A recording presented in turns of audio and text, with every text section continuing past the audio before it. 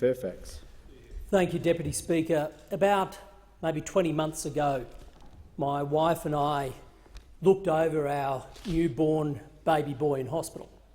We were waiting for his big sister to arrive so they could meet.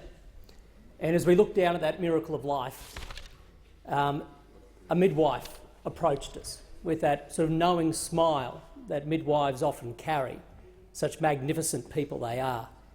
And we were unashamedly gushing with joy, as parents do. And the midwife said something to us that has remained with me. She made a comment along the lines of, you know, you are just as vulnerable when you leave this world as you are when you enter it. And looking down at our baby boy who was crying, she went on to say that, you know, when you leave this world, you might be just as gummy.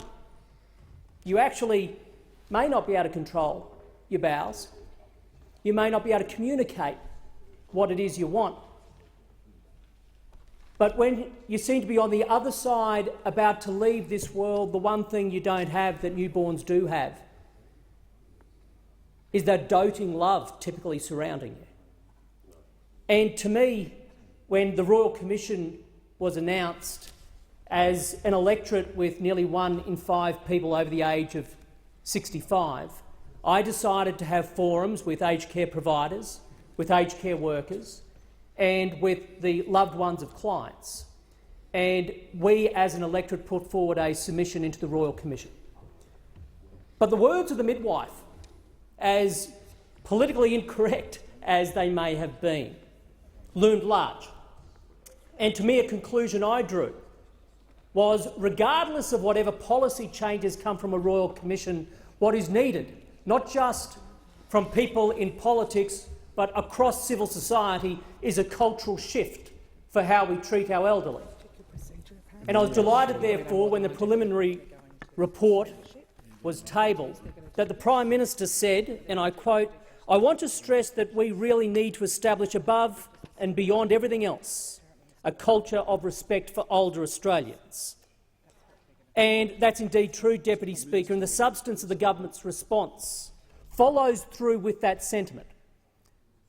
Response that focuses particularly on 3 areas: 1, more home care packages; 2, better management of medicine and physical restraint; and 3, helping transition young people out of residential aged care. Now, there's no doubt, Deputy Speaker, that more will need to be done, and the government acknowledges that. But we continue to step up and do everything we possibly can, and it's why this Royal Commission is so important, and the substance of the government's response is delivering adequately to it. What has concerned me about this debate today, Deputy Speaker, has been the shrill we've heard from the Labor Party around this issue.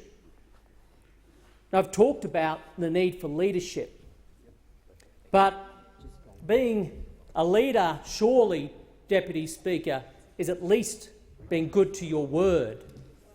Showing respect to the elderly, Deputy Speaker, is surely at least about telling them the truth about their sector.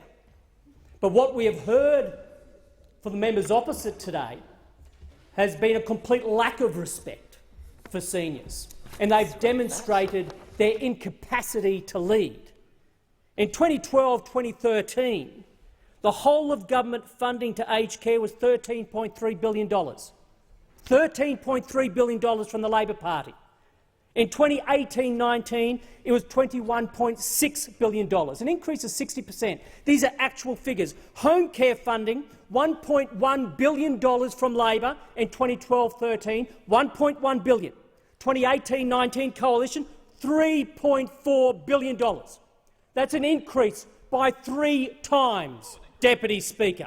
Home care packages have over doubled under the coalition, and yet we've had those members opposite who are prepared to absolutely disrespect the elderly by coming into this chamber and telling untruths. This government is taking the reforms necessary, and we will continue to listen to the Royal